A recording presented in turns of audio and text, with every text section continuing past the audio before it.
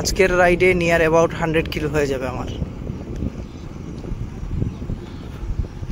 অন্যদের মতো ডোনেট করেছিলেন আমার কাছে, যারা স্পেশালি কয়েকজন মানুষ ডোনেট করেছিলেন, ডোনার ছিলেন যারা, তার মধ্যে শাহেদ ভাই অন্যতম।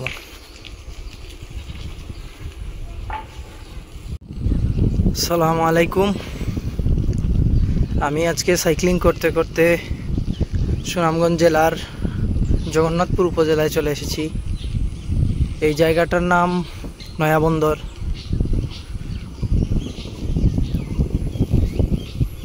আমি আজকে জগন্নাথপুর উপজেলা হয়ে রানীগঞ্জ বাজার হয়ে ইনাতগঞ্জ হয়ে তারপর শেরপুরে ব্যাক করব। After a long time I am here today. অনেক দিন এদিকে আসা হয় না, আজকে ভাবলাম দূরে কোথাও যাই।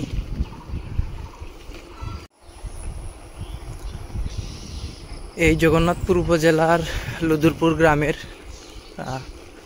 গ্রামের একজন ভাই আছেন আমার পরিচিত।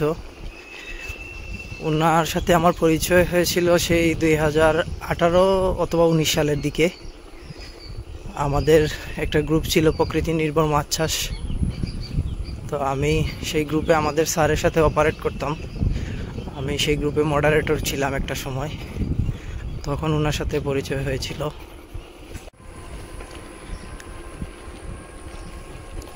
উনি আমার কাছ থেকে মাছ চাষ বিষয়ক বিভিন্ন পরামর্শ নিতেন বা এখনও নিয়ে থাকেন। ওনার সাথে পারলে দেখা করব, কল দিয়ে চেষ্টা করব ওনার সাথে দেখা করার পাশাপাশি আপনাদেরকে সুনামগঞ্জের জগন্নাথপুর উপজেলার বিভিন্ন এলাকা ঘুরে ঘুরে দেখাবো। আমি এখন আছি নয়াবন্দর এরিয়ায়। সামনে আছে তিলক, সাহারপাড়া, লুদুরপুর, ববের বাজার, হাবিবপুর, এমন কয়েকটা এলাকা আছে। আপনাদেরকে ঘুরে দেখানোর চেষ্টা করব।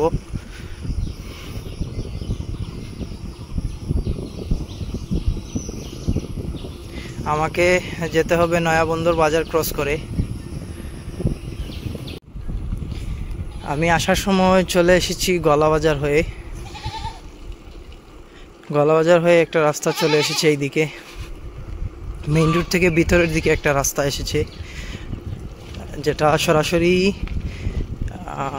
জগন্নাথপুরকে কানেক্ট করেছে। রানীগঞ্জ, জগন্নাথপুর, উসমানীনগর একসাথে মিলিত হয়েছে এই রাস্তা দিয়ে।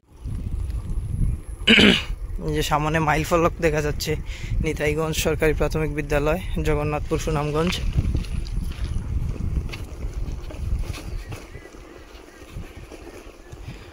সুনামগঞ্জ আসলে হাওর এলাকার জন্য বিখ্যাত।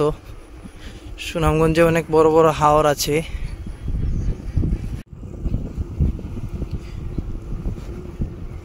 তো আজকে আপনাদেরকে ঘুরে ঘুরে দেখাবো সবকিছু।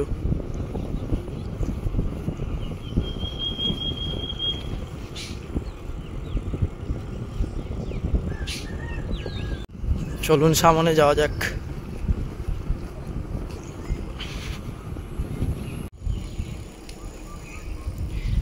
আমি অলরেডি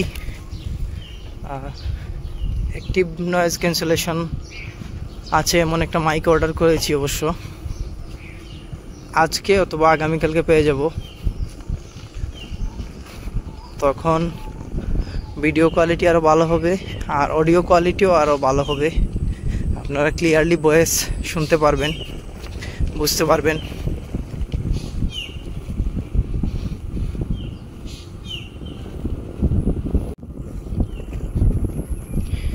আজকের আকাশ, এই এলাকাটার নাম হচ্ছে তিলক, আর সামনে আছে সাহারপাড়া। আপনাদেরকে হাওর এলাকার সৌন্দর্য দেখানোর ট্রাই করছি। গোয়ালাবাজার থেকে জগন্নাথপুর পর্যন্ত যে রুট গেছে, এই রুটের আশেপাশে যত মসজিদ আছে সবগুলো মসজিদই নয়নাভিরাম। প্রত্যেকটা মসজিদই দেখার মতো। আমি আমার প্রোফাইলে এই রুটের যত মসজিদ আছে অনেকগুলোই আমার প্রোফাইলে দেয়া আছে রিলস আকারে, আপনারা চাইলে দেখে আসতে পারেন। এই হাওর এলাকা হওয়ার কারণে রাস্তার আশেপাশে চারদিকেই পানি, টই টই করছে পানি। আর অনেকেই হচ্ছে খেপলা জালে অথবা জাকি জালে মাছ ধরার চেষ্টা করছেন। আমি আসার সময় দেখেছি অনেক জায়গায় খেপলা জাল এবং জাকি জাল দিয়ে মাছ ধরা হচ্ছে।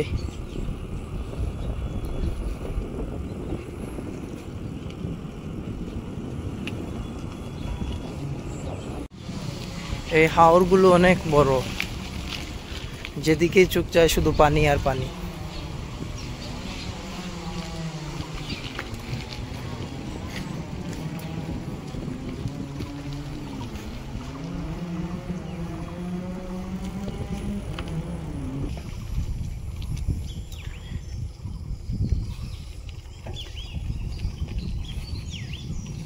এটা হচ্ছে বায়তুল এনাম জামে মসজিদ, পশ্চিম তিলক, জগন্নাথপুর।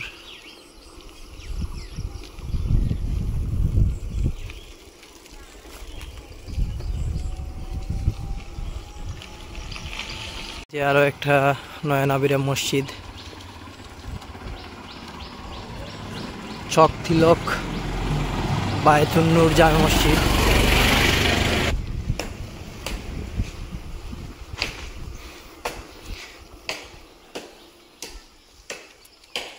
দেখতে দেখতে আমি সৈয়দপুর বাজারের দিকে এগিয়ে যাচ্ছি।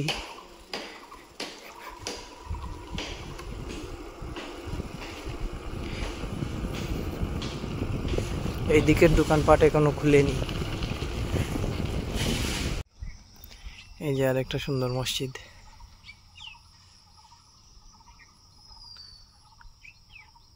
নির্মাণের রুচির পরিচয়। এটা হচ্ছে সাহারপাড়া বাজার,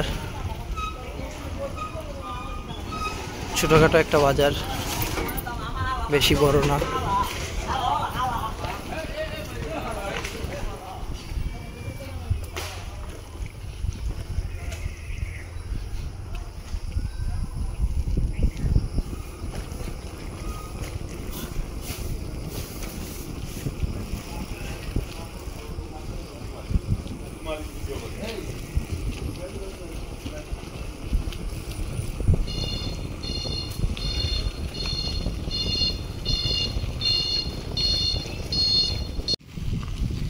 এদিকে আশপাশে পুরো এলাকা জুড়ে শুধু পানি আর পানি।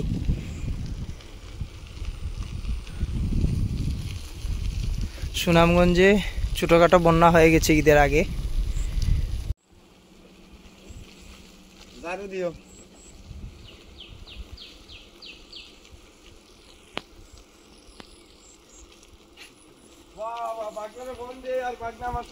এই মসজিদটা আমার ফেসবুকের রিলসে আমি দিয়েছি।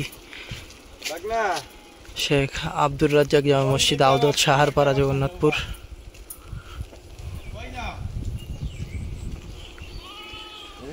সামনে সৈয়দপুর বাজার। সৈয়দপুর বাজার আর 3 কিলোমিটার আছে। মোটামুটি সৈয়দপুর বাজারের কাছে চলে আসছি।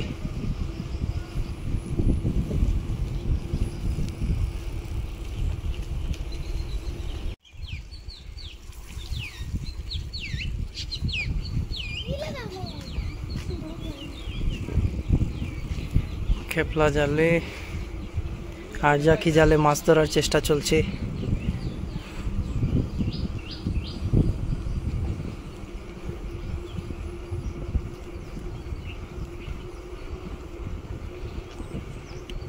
এই এলাকার একটা বিশেষত্ব আছে।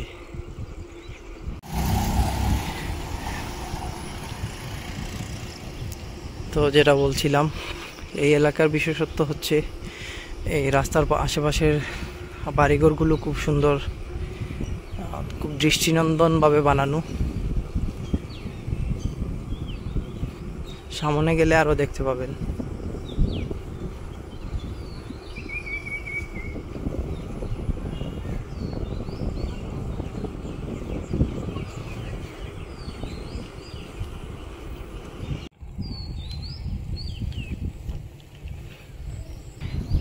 এটা আসলে একটা মসজিদ, প্রাক্তন আর কি।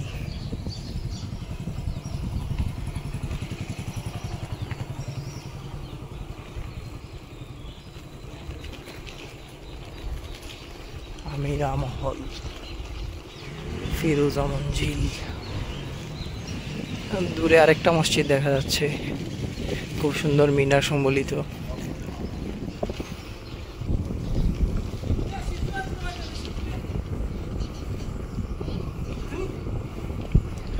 সৈয়দপুর বাজার আর 2 কিলোমিটার আছে। সম্ভবত সৈয়দপুর বাজারের পরেই হচ্ছে ববের বাজার। এইদিকে আসতে আসতে ঘড়ি প্রায় 9:30 হয়ে গেছে। আরো অনেকটুকু পথ পাড়ি দিতে হবে। আজকের রাইডে নিয়ার অ্যাবাউট 100 কিলো হয়ে যাবে আমার। নিয়ার অ্যাবাউট 100 কিলো হবে রাইড।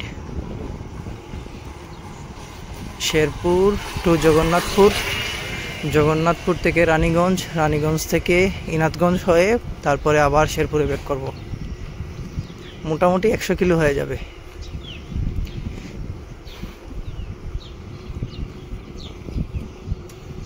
এখানে একটা অটো রাইস মিলও আছে।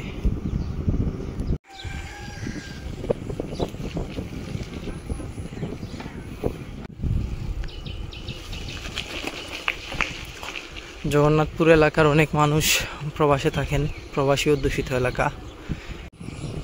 এটাই সম্ভবত সৈয়দপুর বাজার।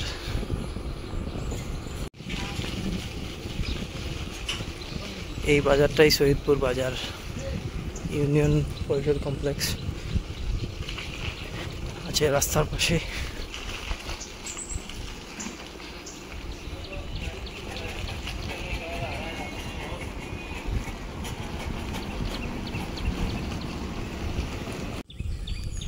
বলছিলাম শাহেদ ভাইয়ের কথা, উনি অত্যন্ত অমায়িক মানুষ। করোনাকালীন সময়ে আমি ক্যাম্পেইন করেছিলাম প্যাকেজ আকারে কিছু হতদরিদ্র বা যারা সাময়িক অসুবিধা আছে এরকম কয়েকটা পরিবারকে খাবারের প্যাকেট দিয়েছিলাম প্যাকেজ আকারে। তো উনিও অন্যদের মতো ডোনেট করেছিলেন।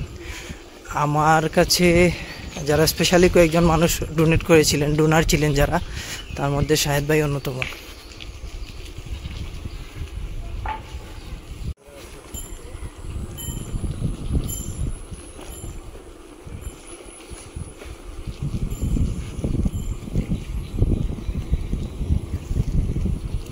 যাই হোক, আমি ওনাকে কল দিয়েছি 1-2 বার, কলে পাচ্ছি না মেসেঞ্জারে। দেখা যাক পাই কিনা, যদি ভাগ্য ভালো হয় পেয়ে যেতে পারি। ওনাকে কল দিয়ে যদি পাই না মেসেঞ্জারে, আরও 1-2 বার ট্রাই করব। ওনাকে মেসেঞ্জারে যদি না পাই তাহলে তো আর বাজার ক্রস করে চলে যাব।